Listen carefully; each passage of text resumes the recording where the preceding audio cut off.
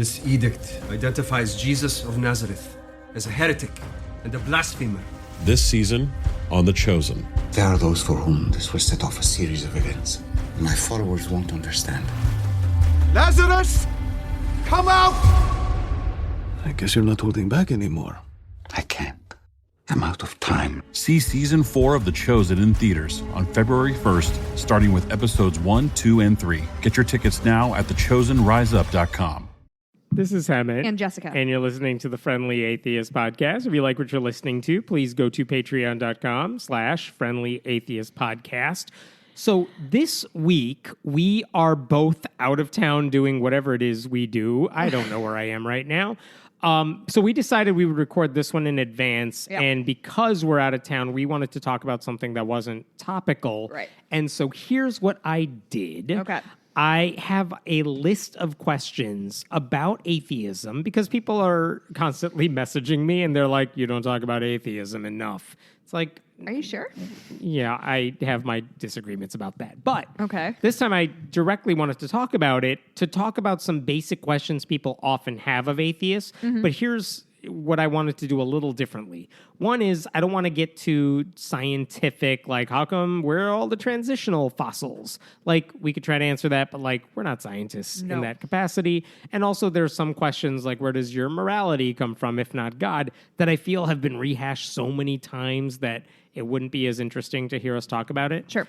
But there were a bunch of questions. I found this long list of questions that I thought some of them, they're not the typical ones that atheists usually get. So here's what we're going to do.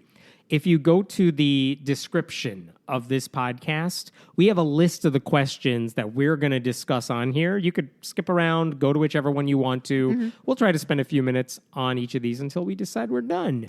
And we'll call it a day. Cool. Let me start with this one, which is just amusing. Are you afraid of going to hell? No, Why not? because I don't believe hell is real. So do you ever worry, I know this goes back to Pascal's wager, but like, what if you're wrong? Or like, there are people out there who are like, okay, even if you don't believe in it, the idea that, okay, maybe you're not going to be tortured for eternity or something, you don't think that, but you're not going to a better place. Does that give you fear? It really doesn't. It's the thing about what happens to you after you die has not. Hey, Daddy, chill. Has never bothered me. I've never had that kind of existential crisis. I think because I've always had in my head that like dying is kind of like going to sleep. You're just like not there anymore. You know what I mean? You're not aware that you're missing anything or.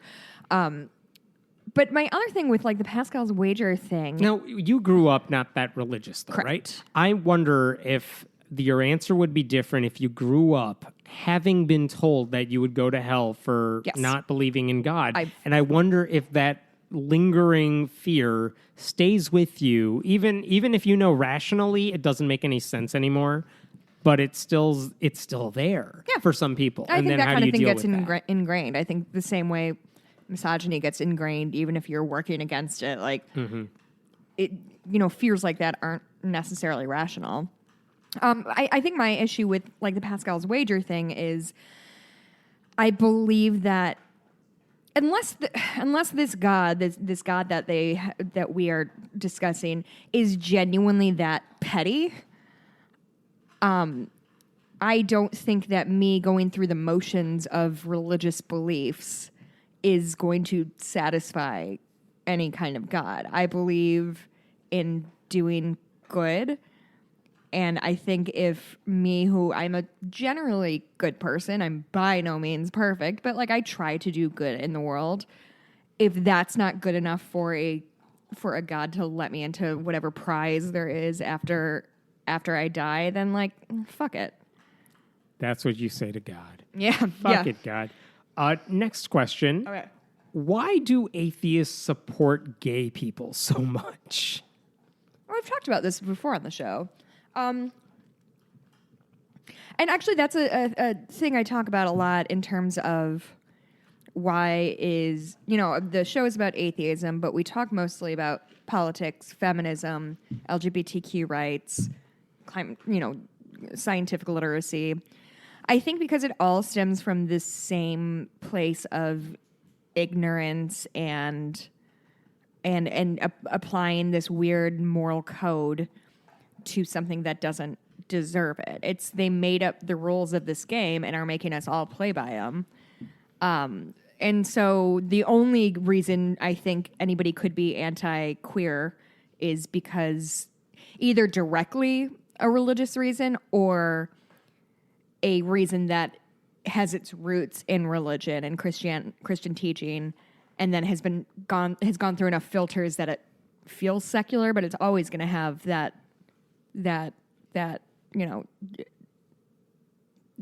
religion at its roots. Yeah, this is the answer that I tend to give too, which is that I am an atheist. I don't need any more convincing for why God doesn't exist. Mm-hmm. Like, I'm convinced of it. We're good. Right. Like, the God delusion is not going to help me now. Right. So the question for me is, okay, what do I do with my beliefs now? Mm-hmm. And to me, issues like LGBTQ rights, just like some other seemingly tangential issues to atheism, it's like, it's not so much that I am purely for LGBTQ rights. It's that I'm really against religion in having this sort of power. It's really hard to make an argument against LGBTQ rights if you take religion out of the picture. Yeah. So that is one reason. It's like, I don't know if this is the right way to put it, but it's not necessarily that I'm so much for LGBTQ rights, like as if it's more so than anyone else. Mm-hmm. It's that I'm coming at it from a different perspective because I'm really against religion being used to stop LGBTQ rights.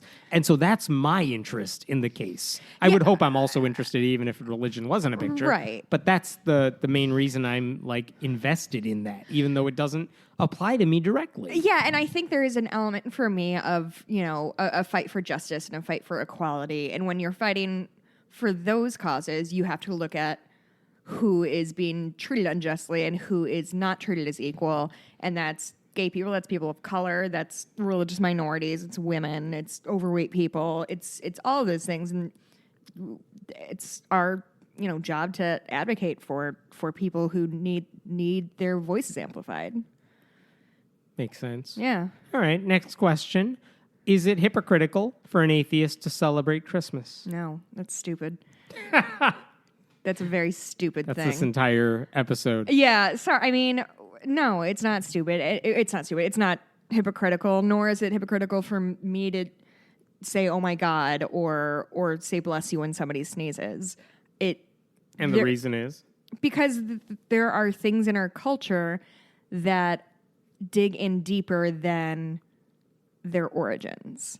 Things become part of the fabric of who we are. They become part of language and become part of our culture. And Christmas is not... Listen, how many people... I would be very curious how many people who celebrate Christmas actually go to church on Christmas. I bet it's a fairly small percentage for what is technically a Christian holiday. I fucking love Christmas. I love Christmas songs. You can fight me about it. I know all the words to all of them because I was in choir for like 20 years.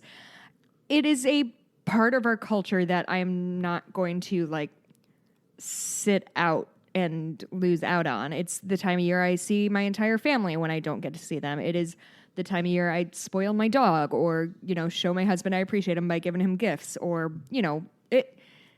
Christmas is much more than Jesus. Next question. Okay. I don't have anything to add to that. No, maybe I do.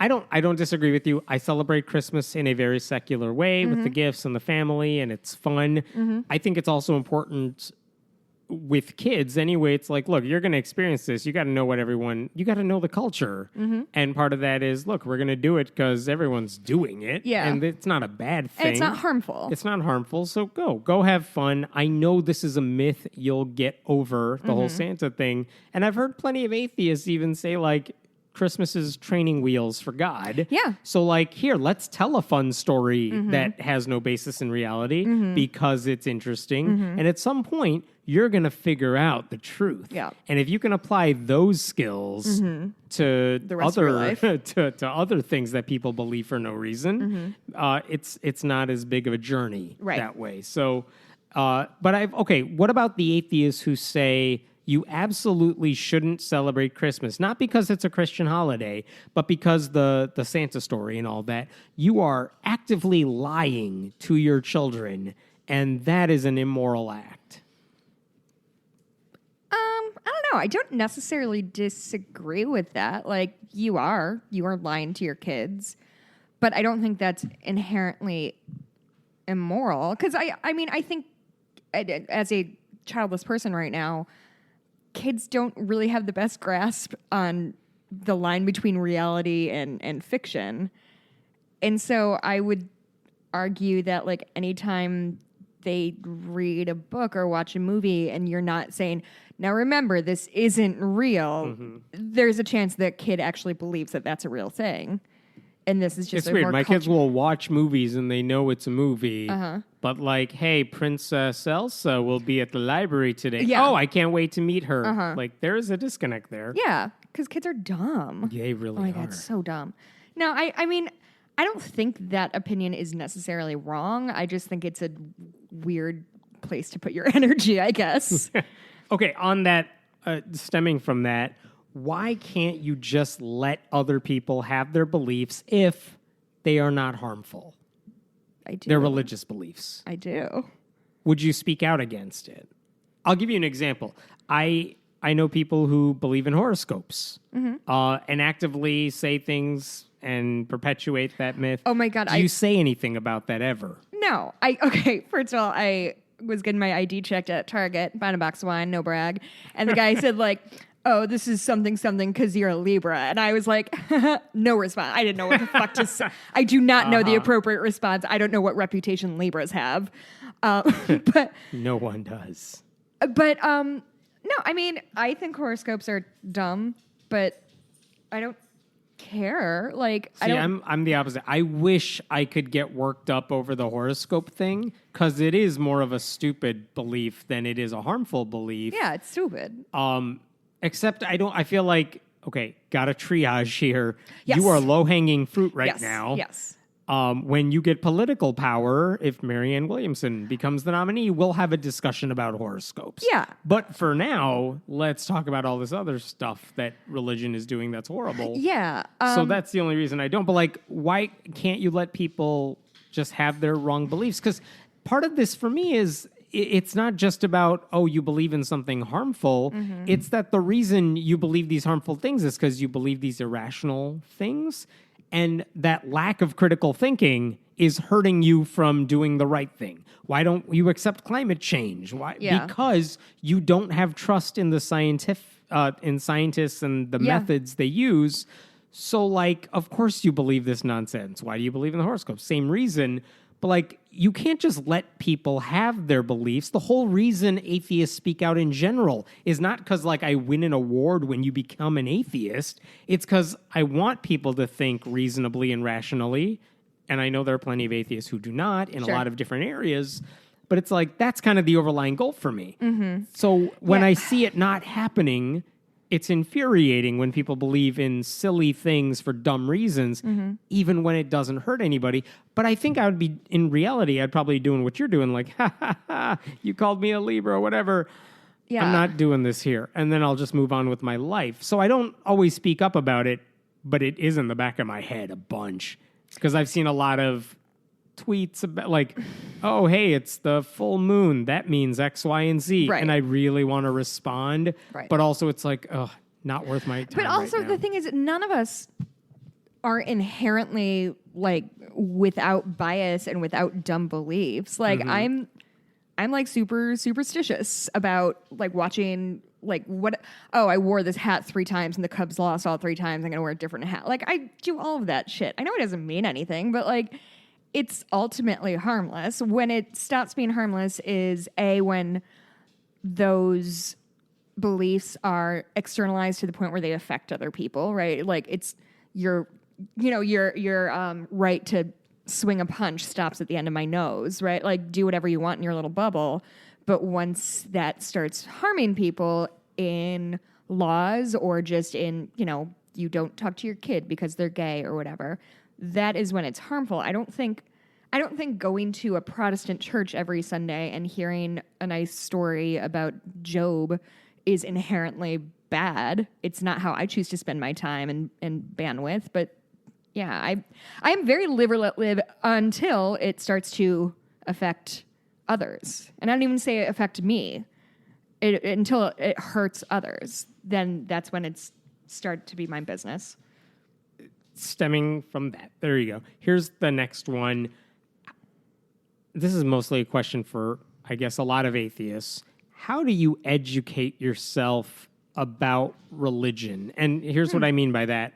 Like, how do you learn about religious stuff that you didn't know before? Mm-hmm. How do you know if you're right still? Like, if you're religious, you might go to church and it builds up your confidence that you're right about the whole God thing. Mm-hmm. But like, if you're an atheist, when was the last time I read a book trying to convince me God doesn't exist? It's been a long time. When was the last time I read something that said, here's my case for why God exists or why Jesus lived? It's been a really long time. When was the last time I read a book explaining a religious belief I didn't really understand, like directly, like that? It's been a long time. So like, when does it matter? The fact that I think that those answers I'm giving, I think a lot of atheists would probably give similar ones. Yeah. Like, I don't actively go out learning about different mythologies. So is there a problem with that? Is there something, like, is that something we should be doing? I mean, it depends on, okay, I think it depends. If you are Hammett and Jessica and want to have a podcast where we discuss religion, I think we are beholden to at least learn some of the inner workings and try to get to the why of people of why people are doing what they're doing. If you're just like somebody who just wants to live their life and is not religious, I don't think you're beholden to learn about other religions. I think it's nice from a cultural standpoint. I personally think religions are very interesting. I like learning about religions and cults and all of that kind of thing. But I don't think there's an obligation to. I don't think you need to run through every religion, make sure none of them fits you before you say, no, I don't believe in God. So both of us have a passable knowledge about Christianity. Mm-hmm. I don't have that when it comes to Islam.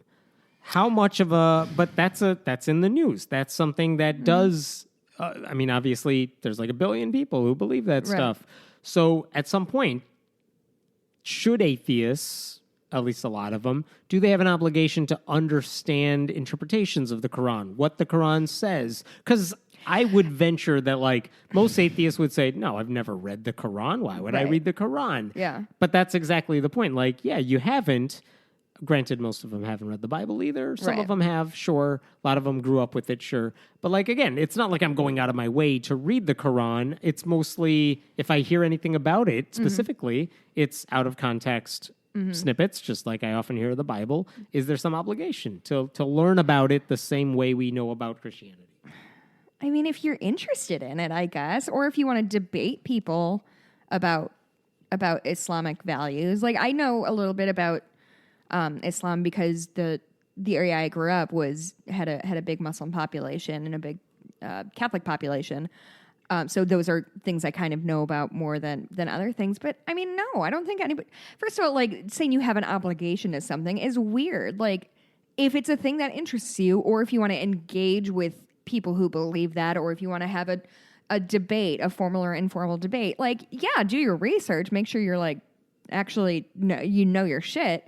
But not like why I just feel like, where does it end? Like, do I need to know everything about every religion? Like, there are a lot of religions, and I don't think there is I think if you feel like you need to fight against something, like, so with Christianity, so much of it has influenced our politics that I think it's important to know what they believe so we can discuss it and hopefully mitigate it.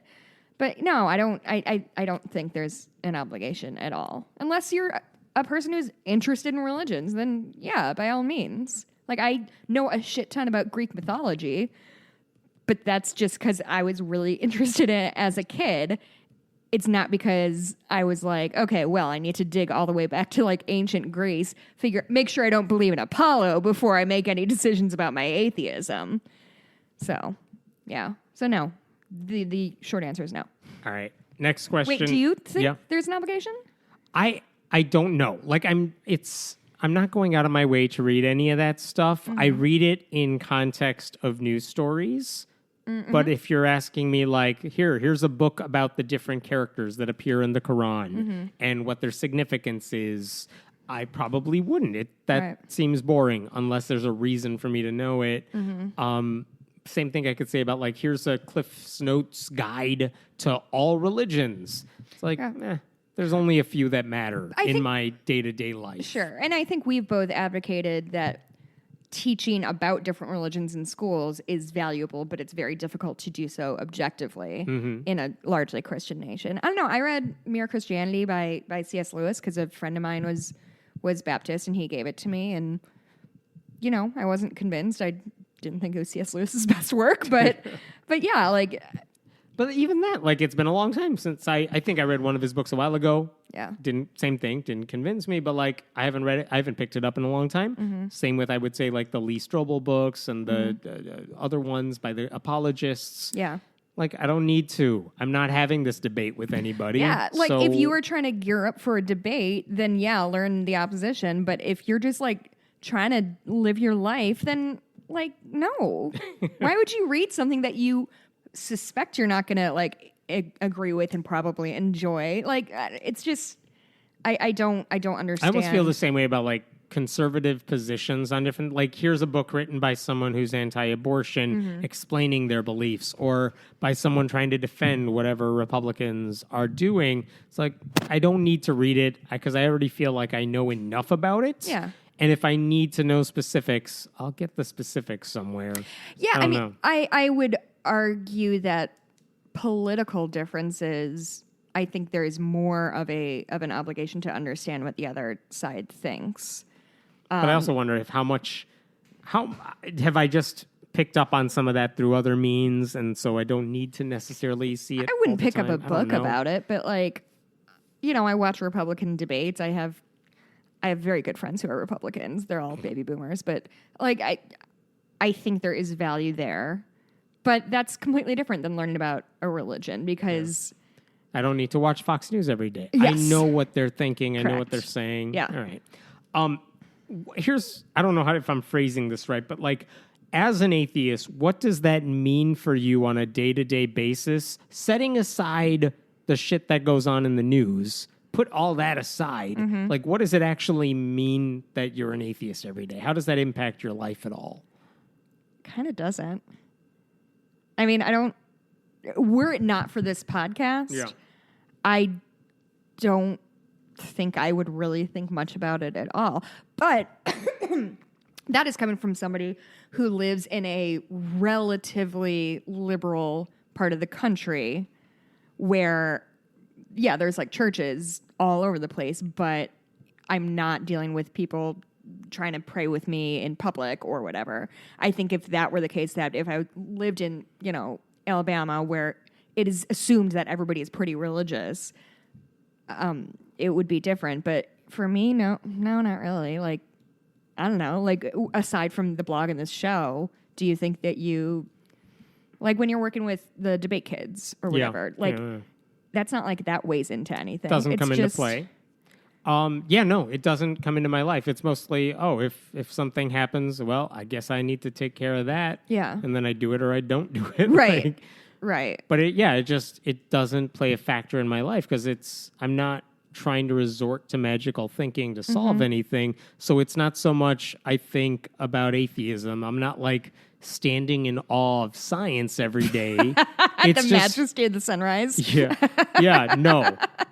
I'm not that poor person.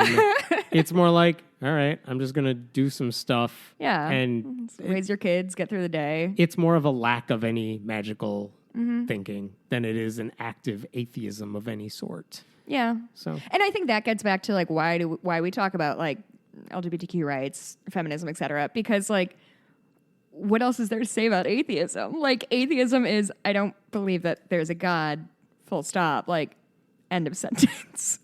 What is the worst thing you have to deal with as someone who has been around atheists? for the purposes of this show or whatever, you hang out with atheists for various reasons. What's the worst thing about that? The worst thing about that is that many atheists believe that they are inherently objective. And I think that's very dangerous. I think specifically men tend to fall into that category of when I have an opinion, it is thoughtful and it's measured and is the objective truth. And that's why the female reboot of Ghostbusters was bad. And because of that, like, that's just annoying on its face, right?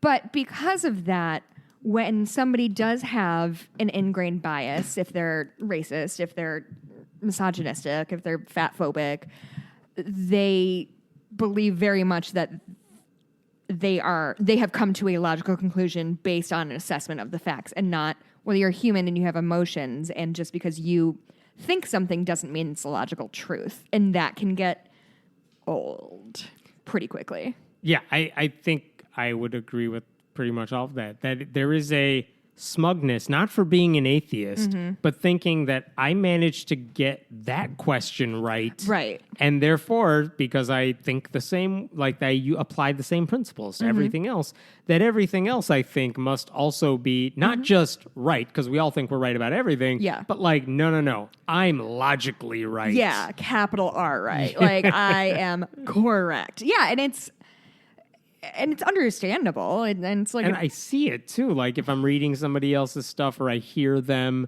on other podcasts or whatever, it's this very much like, well, I am the voice of authority because I am an atheist, right? And sometimes they're right about whatever it is they're talking about, and other times it's like, no, just because you said it in a confident voice doesn't mean it's gospel, which is a weird way to put it, but there you go. Yeah. One of the things that a lot of Christian apologists often say is like, well, if you don't worship God, you worship yourself, as if that's some sort of very selfish thing to do. But I wonder, what do you make of that argument that like, oh, you don't worship God, it's a very selfish thing to do, that you put all this faith in yourself? That's stupid. I mean, okay, here's the thing with a question like that is, I disagree with the premise. Like, I don't think not believing in God means I believe in myself, because I don't know what the fuck that means. That doesn't, to me, that is such an empty phrase that I don't understand what you're getting at. So, no, I What's just the think, alternative? I sometimes wonder, like, yeah, I believe in myself, and I know my limitations. And that's a bad thing, question mark? Like, why? All of that stuff about... For all the talk about self-esteem and self-confidence, like worshiping yourself is just a form of, I'm self-reliant. Yeah. I know what I can do just because I don't put my faith in other beings or other people. Or entities. Yeah, that's not because I'm selfish. It's because that's just how it works. Selfish is such a weird way to phrase that. But I feel like all of these things are such like begging the question kind of thing of like they're teeing you up for the answer they want, but I don't understand what they're gaining out of that. Because here's the thing about, at the end of the day, all of these things, you can't talk me into believing a thing by like making me feel guilty about who I am now. Like it just feels like such a weird, like, do you really want to guilt me into believing in? Yeah, I guess they do.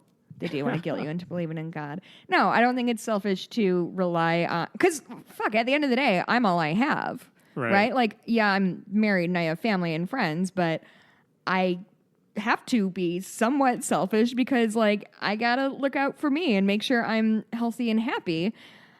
I can't... And if that's selfish to say, like, I need to be concerned about my own happiness, then I don't know. Yeah, sorry. Sorry, I guess. Sorry about being selfish. Here's a question about evolution, but the question is, did it change the way you think about God? When you learned about evolution, Because I've heard some people say that was the turning point for them. That's the reason. Like, once they understood evolution, at least cursory understanding of it, it's like, I'm an atheist now. Personally, I became an atheist, I would say, before I really understood, before I knew about evolution, much about it, but certainly before I felt like I understood it. And so it didn't really play a role. It just confirmed, like, yeah, my hunch was right, and this only confirms that. And I wonder, like, how did evolution change the way you think about atheism? What's interesting is, I don't think evolution changed the way I think about atheism.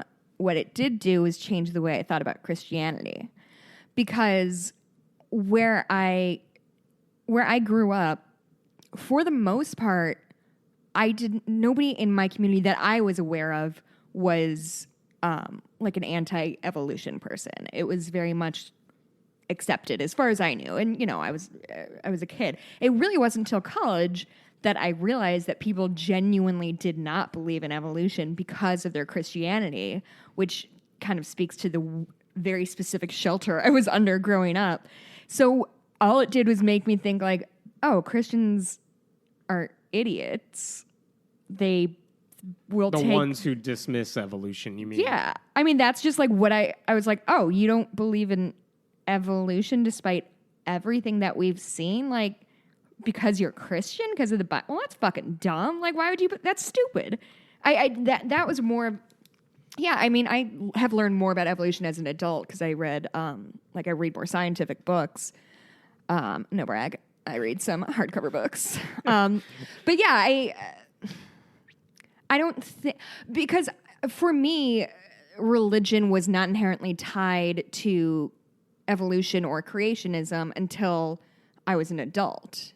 It wasn't one of those things that I always kind of like put together in my head. So to me, they're very disparate things, whether I believe in God and whether I believe in evolution. Yeah. I almost wish I knew about evolution when I was younger, because I don't know if that would have hastened the process where I became an atheist. It just wasn't a factor. No. And I've heard people say, like, evolution it made it, maybe Dawkins said this, like, it made it reasonable to be like an educated atheist, because you can't be an atheist and deal with the question of, like, well, then where did we all come from? How did we get here? Understanding evolution helped fill in the biggest gap of knowledge that we had. Yeah. And so so everyone's like, well, there were famous scientists in the past. Like Isaac Newton was a Christian. Yeah, he didn't know about any of this stuff. Yeah. What other choice did he have?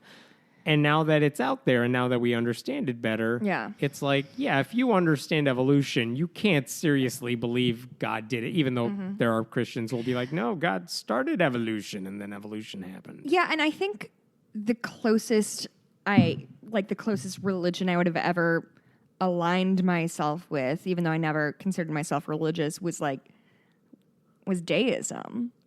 And I'm sure I'm sure that was when I was like learning about the founding fathers, and I was like, oh yeah, that makes sense. Like so deism, if you don't know, is that there is an omnipotent God, but he's hands off.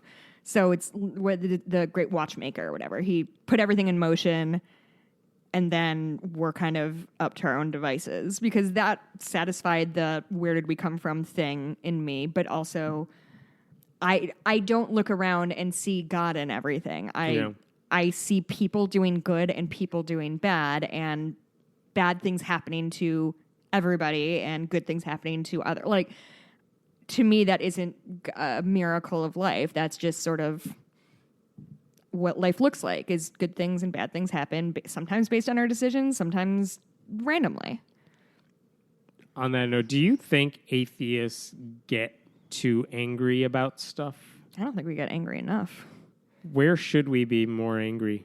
Everywhere? Everywhere, in general? Yeah, I mean... Because the stereotype, of course, is that atheists, like, are grumpy, crotchety, and white men. But, like, we're generally angry. I know a while back, the writer Greta Christina wrote this book. I was just about to do the Greta Christina thing. Why atheists are angry. And the gist of it is, no, we have a lot of good reasons to be angry, part of which is we've seen what happens when people with religion get power, and it's nothing good. Here's my question. Yeah. Why is being angry a bad thing?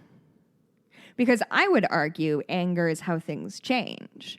I would argue anger is the way we get justice and equality and all the things that we're seeking. And not being angry gets us nothing.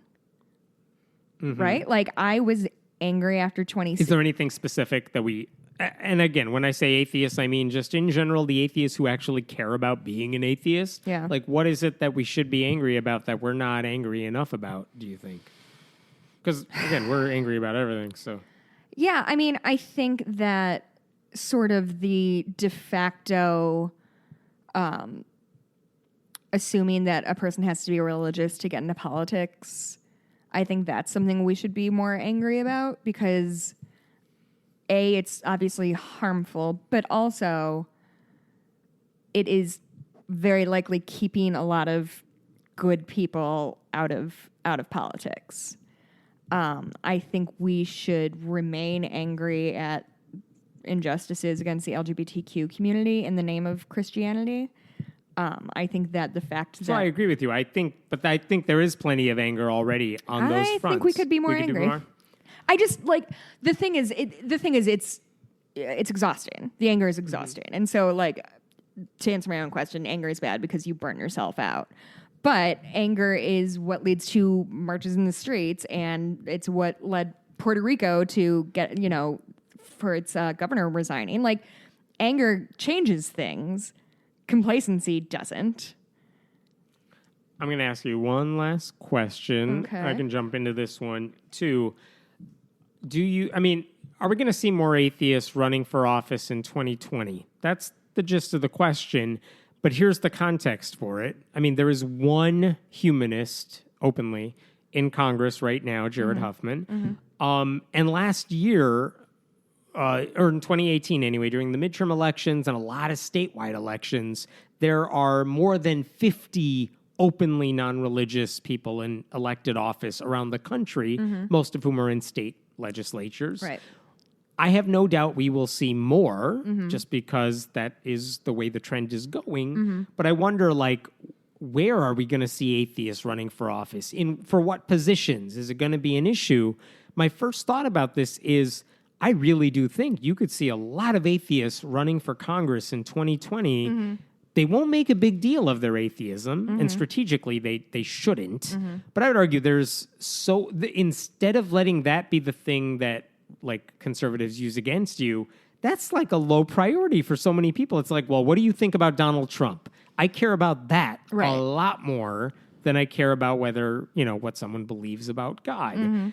And so by that logic, if there's a referendum on Trump, we have questions about healthcare. There are so many of these big issues that I feel like there's a lot of atheists who might have had political aspirations in the past who never ran because of that fact, who could very easily run now as a just standard progressive good candidate and get away with it, because atheism is the least of the political attacks that will be made against them. Yeah. So I'm very curious, like, how many will run for Congress, as we've talked about before, and maybe as we've seen, like, you can run in really liberal areas as an atheist, and you can also run as an atheist in really conservative areas where, look, you're probably going to lose anyway. Sure. Might as well throw it all out there. Sure.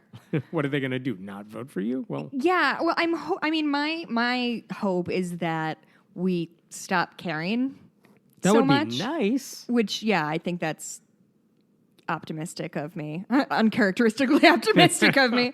But yeah, I hope so, and I hope it becomes a non-issue, and I hope that people feel comfortable not talking about it and it not being an elephant in the room. Like, it's not like a pregnant pause of, like, everybody's noticing they're not saying whether or not they're religious. I hope that people can just get elected to office on their merits. Right. I've been giving a talk about this very question, which is why I bring it up here. And one of the things I point out is, like, a decade ago, when there was an atheist candidate I'm sorry, she wasn't even an atheist candidate, but atheism was used against a candidate, like in attack ads, and you see it. Oh, really? And it's happened repeatedly in the past several years, too. But, like, it happened in Congress, like, a decade ago. And now I feel like if you made an attack ad saying, that guy's an atheist. Yeah, I don't think it would fly. I don't think it would work very well. 'Cause just like it wouldn't work if you said, don't vote for, like, Ilhan Omar because she's a Muslim. Right. That would backfire on you even if you were a Republican. Like, you're supposed Yeah. to believe those things quietly if you're in the GOP. Yeah. You're not supposed to say that out loud. And again, and especially in a lot of statewide elections that don't get national attention, and you can barely get an ad on TV at all. Right. Like, it's so much easier now, I would think, especially in a lot of states. Like, now's your time to run. If you were thinking about doing it, there's enough time right now to go through the motions and learn how to do it right. There's plenty of, progressive activists who will help you run if you are a good candidate. Yeah. Which takes a lot more than just a desire. I'm also curious, there are, of all those 50 plus people I just mentioned who are in state legislature somewhere as an openly non-religious candidate, 0 are Republican. And I wonder if anyone would run on a Republican ticket as an atheist anywhere. Yeah. So I've been thinking about this a lot, about the gender, racial, religious makeup of the two parties. And like, if you are a Republican and you're in Congress or whatever, do they not think anything of the fact that it's the vast majority is older white men? Like, do they, like, it just really blows my mind. Like, if everybody who isn't an older white man is running against you, what are you doing wrong? See, I thought that the whole demographic thing I thought would have been a bigger deal in 2016. It wasn't. Like, white women voted for Trump more than they voted for Hillary. Yeah. So, like, all the thought of, like, the GOP should see the tea leaves and they should realize they're losing younger voters and they're losing people of color and all that. Yeah, I thought that would have made a difference, but it didn't when we needed it to. Yeah. And so I don't know when that tide is going to turn finally. So I'm not relying on that. Like, right. the But I mean, it fact has to eventually, right? Like, you would think. But again, people will always find new reasons to hate other people. Yeah. Like, there's no shortage of young conservatives who, like, I don't know, name your YouTuber in question. Sure. So there is a crowd that can get brainwashed by some of these people. I don't know. Yeah. I'm not optimistic about the demographic issue as I used to be. So it's you more were like optimistic at one point in your life? I thought the demographics would change to the point where it's like, man, no Republican is going to win a major office. Yeah. Or at least get a majority. Right. Anytime in the near future, which is great for all the things I care about. And that clearly didn't pan out that way. Yeah. But so I don't think it's like, well, the demographics have changed. There are like this percentage of young people or people of color, whatever. Doesn't matter. Right. It's about who can get the most turnout, who can rally their base. And there are more progressives than there are conservatives, but we suck at rallying the base. They're really good at getting their side worked up about everything. Yeah.